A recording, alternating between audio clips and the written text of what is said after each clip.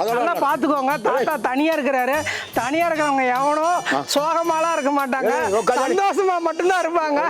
அள்ளி விட்டு இருக்காங்க. நான் கல்வி பேசாம டென்ஷன் இருக்கேன்.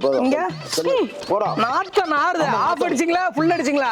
கல்வி போறா கல்யாணம் நான் பார்த்து கொள்ளணும் வச்சேன். என்னத்தை பார்த்து கொள்ளனால தண்ணியை பார்த்து. தண்ணியவா? ஆமா பிராண்டியா. இப்ப தண்ணி எதுவும் சாப்பிடறதே இல்லையா?